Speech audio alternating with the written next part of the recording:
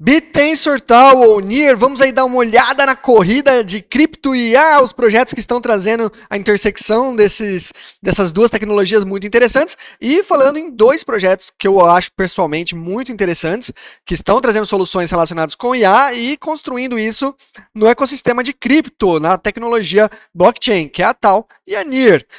Antes da gente continuar, eu quero aproveitar e fazer um convite para vocês, porque esse artigo foi escrito em inglês no meu Substack em inglês, decoding.substack.com, mas eu também agora construir o código aberto.substack.com, que basicamente eu vou reproduzir os meus conteúdos aqui do Decoding em português, localizado aí para o Brasil, falando no nosso idioma nativo mesmo, sem ser uma tradução por IA, né, por mais irônico que seja. Mas eu tô passando, migrando os conteúdos devagar. Então eu quero saber se vale a pena eu migrar esse conteúdo aqui, traduzir ele para o português. Vocês que vão me dizer, tá bom? Se esse vídeo aqui tiver pelo menos 50 curtidas, não é muita coisa, 50 curtidas e 10 comentários falando faz em português, ou traduz, ou migra lá para o código aberto, o que vocês preferirem, eu faço tradução, lanço lá, e aí você já pode assinar o código aberto.substack.com, deixar o seu e-mail ali, é de graça. Quando o artigo estiver pronto, ele vai direto na sua caixa de entrada, tá bom? Então, vamos fazer esse combinado. Eu quero ver se vai valer a pena o esforço da localização aqui ou não. Então, eu sou muitas vezes questionado aí qual dos dois projetos é o melhor de IA. E a minha resposta, como normalmente vai ser, quem já me segue sabe, é que depende, tá? Cara, tem muita nuance, é difícil falar o que é melhor e o que é pior, principalmente nesse caso, porque são dois projetos diferentes. Os dois são projetos blockchain com IA, mas são diferentes, tá? Só um disclaimer que eu tenho um validador da Near, eu rodo um validador da Near Decode, então eu sou um pouco enviesado sim para Near. Vocês vão entender por que mais para frente, mas eu já quero deixar esse disclaimer logo de cara para total transparência e honestidade com vocês. Qual é a principal diferença entre esses dois projetos? Mas antes, vamos começar pelas semelhanças. BitTensor e Near, ambos foram criados e estão construindo soluções relacionadas com IA. Tá? São projetos aparentemente muito sólidos, até onde minha pesquisa chega, né? Até onde eu posso notar, são projetos ambos muito sólidos, só que eles têm uma estrela do norte, né, uma North Star que chama, tipo, o grande objetivo desses projetos, qual é? São diferentes, tá? Então, a BitTensor está construindo uma inferência descentralizada e treinamento e inferência descentralizados via subnets, tá? Utilizando um sistema de emissão do token tal para incentivos numa L1 aí, né, numa rede de primeira camada, que é permissionless, é sem permissão, sem autorização necessária para participar, qualquer um pode participar, e focada para um propósito, que é esse aqui: treinamentos e inferências de IA descentralizadas. A Near já é um pouquinho mais, tem um leque um pouquinho mais aberto. A Near, ela está construindo aí uma infraestrutura que é open source, ela está buscando soluções de privacidade, ela é amigável com IA, ela é pensada para funcionar com IA, e tem um stack de IA também, ferramentas de desenvolvimento de IA, para poder fazer a conexão entre uma internet que o usuário tem propriedade, tá? Com finanças, mais ou menos naquela proposta do Bitcoin também, nesse lado de o usuário tem propriedade sobre aqueles ativos digitais, em uma primeira camada também, que também é permissionless, mas é de propósito geral, tá? Então, ela não é só focada em IA. Você pode fazer várias coisas na Near, mas ela tem um stack que é pensado em IA desde o começo. De um ponto de vista de background aí dos fundadores, também os dois são muito sólidos, tanto o Jacob Stives quanto o Ilya Polozukin. Eles têm um background fantástico, todos os dois relacionados com IA, passaram pelo Google os dois, tá bom? Então, eu posso falar até um pouco mais sobre o Ilya, porque eu conheço, ele foi o autor do Attention is All You Need, que é o paper de research, de pesquisa, que trouxe o conceito de Transformer, que é o T do chat GPT, ChatGPT, né, que criou as IAs como a gente conhece. Mas também o Jacob Stives aí tem um background fantástico como pesquisador e engenheiro de IA, tá bom? Então, os dois aí backgrounds muito bons e também as pessoas que trabalham com eles também possuem esse background. De um ponto de vista de utilidade, né, a BitTensor, ela tem o seu próprio marketplace, que qualquer um pode suprir, né, ou consumir inteligência de máquina aí através de 126 subnets que são ativas e competem entre si, tá bom? Como se fosse uma versão descentralizada do ChatGPT, do Cloud e de outras ferramentas de IA, tá bom? A NIR, a utilidade dela é você construir contratos inteligentes, então ela é essa infraestrutura baseada inteira em contratos inteligentes para lançamento de tokens, para criação de aplicativos e várias outras coisas, muito parecido com o Ethereum, Solana, tá? E aí você pode fazer tudo isso e interagir facilmente com IA por conta do stack, que ele é voltado para este caso, tá? É interessante porque a NIR, ela surgiu, e eu acho que eu falo mais para frente aqui, a NIR, ela surge como uma startup de IA, a princípio. E eles se transformam, né, numa blockchain de cripto, aí do jeito que a gente conhece hoje, por necessidade, porque eles precisavam fazer pagamentos globais para a galera que estava treinando as IAs da startup NIR AI, e eles não acharam nenhuma que suprimisse a necessidade deles lá em 2017, 2018. Tava ali ainda, algumas blockchains estavam muito lentas, estavam muito caras, e eles vêm já com essa proposta para melhorar. Depois, essa competição, outros projetos vêm fazendo a mesma coisa, né? Solana, a Sui, a Sei, né? Então, mas a NIR, ela começa a se desenvolver nessa época pelo mesmo, tentando solucionar o mesmo problema que essas outras vieram depois, tá bom? Mas eles começam como IA, e a proposta desde o começo era IA. A BitTensor, ele surge como IA e continua bem focado em inteligência artificial. Então vamos falar sobre o Product Market Fit, né, que fala o PMF, e também a parte econômica. Olhando aí aqui, o Product Market Fit é o encaixe do produto no mercado, né? Será que esse produto tem mercado? Será que ele tem demanda, né, por esse produto? Basicamente é isso que a gente vai analisar aqui e vai buscar algumas métricas que nos indicam isso ou sim ou não. A gente pode ver data aqui do Token Terminal.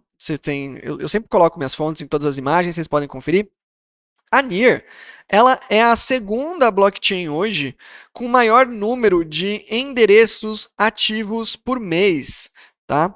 Que é essa métrica, o MAU, que é Monthly Active User, eles chamam de user, eu não gosto de chamar de user, é address, porque não dá para você saber se são usuários únicos ou não, são endereços ativos mensalmente, a NIR é a que tem segundo mais. Ela perde só para a BNB com 50 milhões, a NIR tem 46 milhões no dia que a gente pegou esses dados aqui, e a Solana vem em terceiro. E a Solana né, tem o grande hype de ter muitos usuários, mas, cara, ela tá perdendo para a NIR nessa métrica, tá bom? E a métrica da NIR é muito legal, porque eu já falei isso em outros lugares, eu fui verificar e parece realmente ser um uso orgânico, tá? São realmente endereços de pessoas que estão, mesmo sem saber, utilizando a blockchain da NIR de alguma forma. Tem também o produto do Near Intents, que mostra PMF aí da Near. O Near Intents, ele foi a solução cross-chain que cresceu mais rápido em 2025. Ele cria uma abstração de diversas redes e conecta todas as redes que existem, Bitcoin, Ethereum, Solana, XRP, Cardano, tal, nesse protocolo que chama Near Intents, para trocas baseadas em intenção. Então o usuário ele diz a sua intenção da mesma forma como você conversa com uma IA, com o chat GPT da vida. Você demonstra a sua intenção, eu quero trocar Solana por NIR. Então também você vai ter aí solvers, solucionadores, que vão pegar a sua intenção e vão entregar o que você está procurando. É assim que funciona o Near Intent. Também baseado aí em stack de IA. A gente pode ver alguns dados interessantes. Na época que a gente capturou esses dados aqui, eram quase, já passou 16 bilhões de dólares em transações na Near Intents que aconteceram. Foram mais de 21,5 milhões de transações, né? São nos últimos 30 dias desses dados, 570 mil endereços únicos interagindo com o protocolo, que geraram aí mais de 2 bilhões apenas em 30 dias. Tá? Guardem esses dados porque a gente vai comparar com a BitTensor. Então, aqui estamos olhando, né? Tem usuário? Tem demanda? Pô, eu acredito que Near Intents é uma solução sensacional, que ela vem para resolver um problema real que existe, que é a fragmentação blockchain. Cada rede no seu mundinho e a Near conecta tudo isso. Muito bacana. Tá? Tem também a Near AI Cloud, que aí é uma solução realmente específica de IA, que a turma da Near aí está hostando, tem a nuvem, soluções de IA em nuvem que você pode contratar, e também eles trazem, é o que eu falei da privacidade no começo, uma solução em IA focada em privacidade. Hoje você conversa com o ChatGPT, com o Cloud, com todos esses, as empresas, a OpenAI, a Anthropic do Cloud e todas essas, estão coletando teus dados, estão montando uma base de dados ali que consegue te mapear em algum momento. Então a NIR vem com uma proposta de privacidade, rodando as IAs em um TEE, Trusted Execution Environment, que ele garante que os dados ficam presos dentro de um hardware e não sai de lá, e ele gera uma verificação criptografada de que realmente isso está acontecendo como prometido. E essa verificação é publicada na blockchain da NIR e ela está aí para sempre agora, ao infinito, essa verificação que você pode garantir.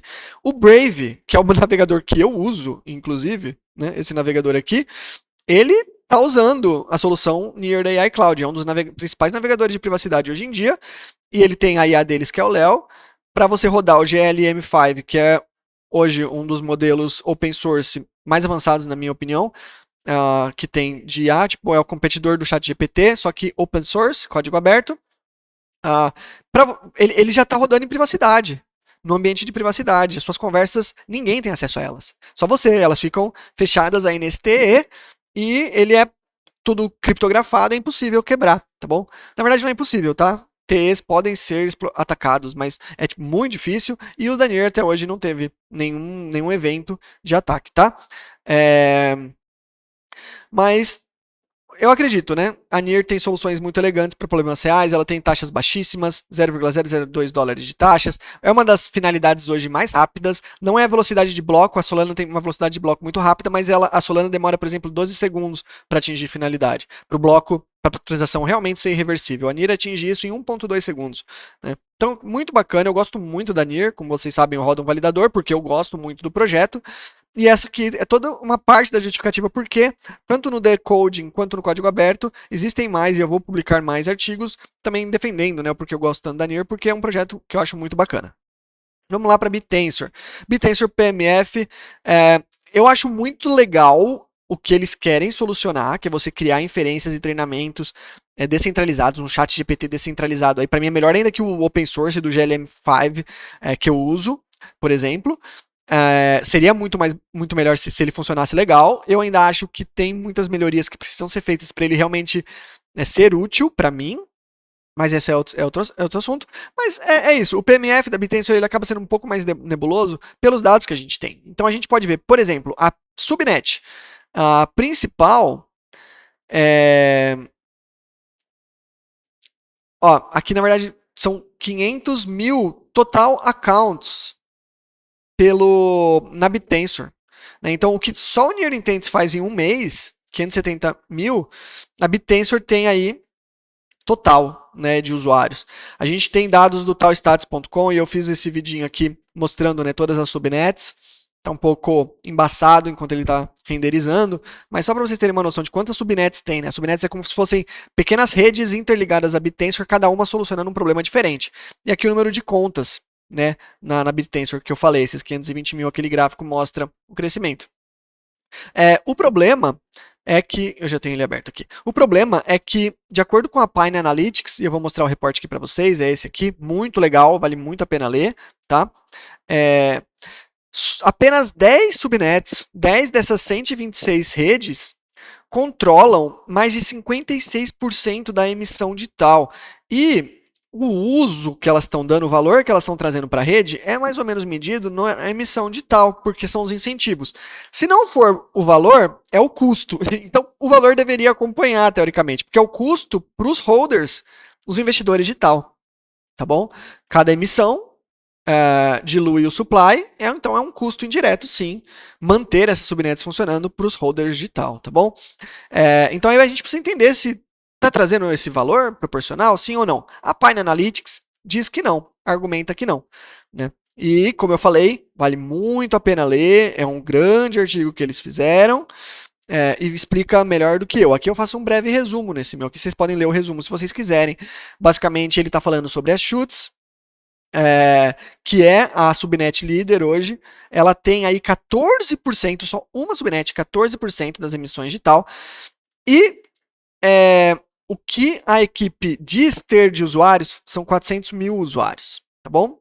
De novo, comparando aqui com os 570 mil da NIR, e é quase todos os usuários da BitTensor, se a gente for ver. O problema é que a gente não tem como verificar esses dados. Diferente daqui, que a gente está vendo o número de contas on-chain, isso aqui existe e a gente consegue verificar. Diferente disso aqui, que a gente está vendo, né, on-chain, a gente consegue verificar. A Chutes, os usuários deles são off-chain, então a gente só consegue saber o que a equipe está nos dizendo e tem que confiar, tá bom? Ou então ter auditorias aí, mas tem que ter muitas auditorias para serem auditorias realmente confiáveis, tá?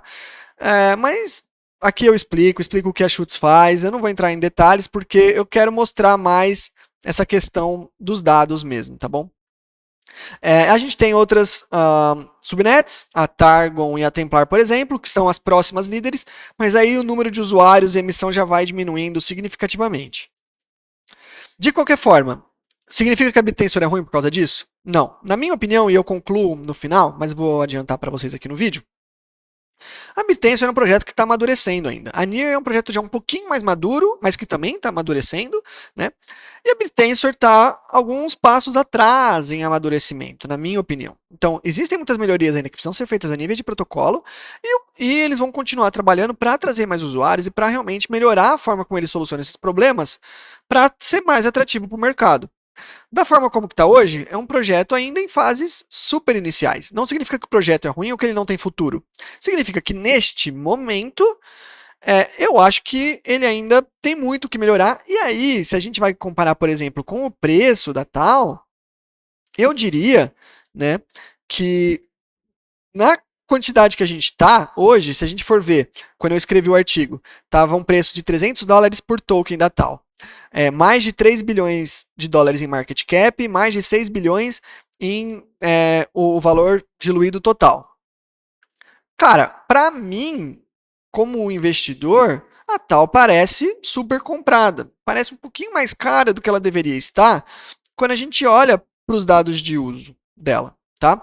E aí também para os dados econômicos, e os dados econômicos a Pine Analytics defende muito melhor. Ele vai falar sobre um modelo que eles acreditam não ser sustentável, você ficar subsidiando o tempo todo essas subnets aí com emissão de tal, com o tempo não é sustentável, porque a emissão de tal ela vai sofrendo halving, que nem o Bitcoin, vai diminuindo, as subnets vão ganhando menos. Então, a menos que essas subnets realmente consigam pegar tração, é um modelo de incentivo que ele não dura para sempre, tem que tomar cuidado, né? E rola aquela pressão vendedora no mercado quando você paga esses incentivos para as subnets, que os holders estão indiretamente pagando. Então, né, eu não tenho tal por esse motivo, não porque eu não acho o projeto interessante, mas parece que ele foi tão hypado porque a ideia realmente é tão legal que ele está meio caro, tá? Quando a gente vai olhar para a parte econômica da NIR, para mim já é algo diferente, tá bom? A parte o tokenomics da NIR parece muito mais claro para mim, é uma coisa muito mais fácil de eu digerir, tá? Pessoalmente. Então, a NIR fez um negócio muito legal no final de 2025, que foi reduzir a inflação da NIR de 5% para 2,5%. O meu validador participou dessa votação. Teve mais de 80% de aprovação. Muita gente achou que os validadores não iam votar contra o seu próprio rendimento. Mas, de um ponto de vista de tokenomics, é muito mais interessante para os usuários, para o ecossistema, uma emissão de 2,5% ao ano do que 5%. Porque faz uma pressão vendedora muito menor nos holders. Está diminuindo a pressão vendedora nos holders, né? E buscando outras formas de você conseguir gerar receita, inclusive até, talvez no futuro, criar uma dinâmica deflacionária aí no protocolo da NIR. A NIR ela queima, a maioria das redes ela paga as taxas para os validadores, né? A NIR não faz isso. A NIR queima 100% das taxas pagas na rede, que são feitas em transações do token NIR, e ela vai queimar 70% de todas as outras transações que utilizam algum tipo de call, de chamada de contrato inteligente, né? E então ele queima 70% e 30% vai para o dono do contrato inteligente, para você incentivar pessoas a criarem contratos que são úteis e que mais gente vai usar porque eles vão conseguir as taxas. Eu acho muito legal esse modelo. E essa queima, se a rede for usada o suficiente, ela pode em algum momento passar, superar, né, os 2,5% e talvez virar deflacionária. Não estamos nesse ponto ainda, mas pode acontecer, né? E além disso, a Near Intents também agora ativou um modelo, um mecanismo de distribuição de receita, que ele pega 50% de todas as taxas pagas no Near Intents, que a gente vai ver aqui em cima. Total Generated Fees foram 27 milhões, quase 28 milhões de dólares em taxas aqui, nesse comecinho, tá? Do protocolo Near Intents ainda. Então, 50% daquilo está sendo utilizado quando é feito em outros tokens para comprar Near. Então, porque a maioria das taxas vai vir em USDT, USDC, Bitcoin, Ethereum, que são os volumes mais altos, a Zcash do protocolo. Essas taxas são pagas nesse tokens. A equipe da Near Intents utiliza para comprar Near e parte disso vai ser utilizado para queimar, burn, ou também aí para o ecossistema, tá bom? Investir diretamente no ecossistema. Muito legal, mais um fator que pode em algum momento causar deflação. E quem escreveu sobre isso, né? Que eu falei nesse post sobre a receita da NIR, vocês podem me seguir tanto aqui no Substack, eu sempre posto as mesmas coisas, ou aqui no X, Vini Barbosa BR, e no Substack é no Notes, @Vini Barbosa. Eu posto coisas mais rapidinhas aí, então, por exemplo, como esse, né, falando das receitas da NIR, venho postando, então é legal, podem me seguir aí. Mas quem escreveu muito bem sobre isso é o pessoal da Sovereign, SVRN, que é uma empresa listada na Nasdaq, na Bolsa de Valores dos Estados Unidos. Eles fizeram um report, um estudo de uma tese de investimento sobre a NIR, que, cara, é muito legal. Ela é hiper longa, tem que ter paciência. Eu li inteiro. Fala muita coisa legal. Eles avaliam muitas questões de PMF, de economics, de histórico.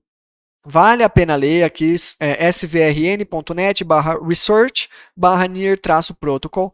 Né? E eles fazem, inclusive, uma previsão de preço. Eles aqui avaliam, fazem projeções com as taxas, né? Fazem projeções com Near Intents, projeções de uso. Muito legal.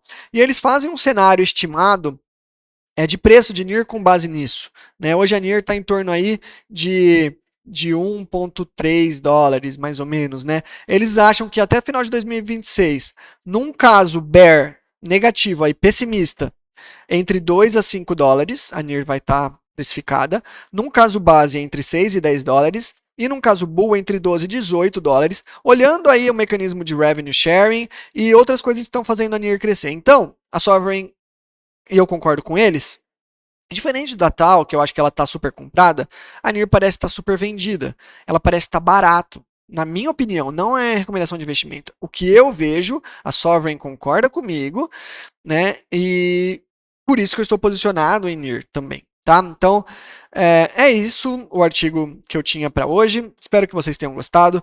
Assinem, me sigam no Substack, no YouTube, TikTok, todas as minhas redes. Tá? Eu sempre vou tentando jogar o mesmo conteúdo nesses lugares para conversar com a maior parte de público diferente. Me digam o que vocês acharam e se vocês quiserem que eu traduza esse texto para o português, não se esqueçam, deixa aí o like e o comentário. Se a gente atingir 50 likes e 10 comentários pedindo a tradução, eu traduzo e publico em códigoaberto.substack.com. É isso, valeu e até a próxima.